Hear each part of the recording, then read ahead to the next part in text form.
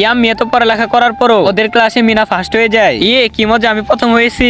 আরে মিনা থেকে তো আমি অনেক পড়ালেখা করেছি, তারপর আমি কিভাবে দ্বিতীয় হলাম? এক্সামের আগে আমি অনেক অসুস্থ ছিলাম, তারপরও তো আমি সারা রাত পড়ালেখা করেছি। আরে মিনা কিভাবে ক্লাসের ভিতরে ফার্স্ট হলো? ও আর আমি তো একসাথে গেম খেলেছি, একসাথে তো ডান্স করেছি, আর ওই তো নকল দেখে দেখে পরীক্ষা দিয়েছে। ওই তো তাহলে এইভাবে চিটিং করে প্রথম হয়ে গেল। এই তো মাথায় একটা বুদ্ধি এসেছে।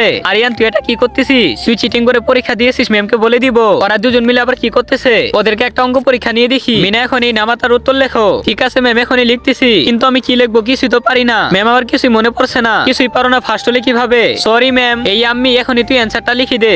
আচ্ছা ঠিক আছে, আমি এখনই উত্তরটা লিখে দিচ্ছি। আম্মি তো উত্তরটা লিখে দিয়েছে। তুমি কি ফ্রি ফায়ার কে ভালোবাসো নাকি তোমার মা বাবাকে? যদি তুমি তোমার মা বাবাকে ভালোবাসো তাহলে ভিডিওতে লাইক করে চ্যানেলটি সাবস্ক্রাইব করে দাও। আর যদি লাইক সাবস্ক্রাইব না করো তাহলে ভেবে নিব তুমি তোমার মা বাবাকে একটুখানিও ভালোবাসো না। আর কমেন্টে 1 নাকি 2 এটা লিখে যাও। ওয়াও আম্মি, তাহলে তো তুমি পরীক্ষাতে ফার্স্ট হয়েছো।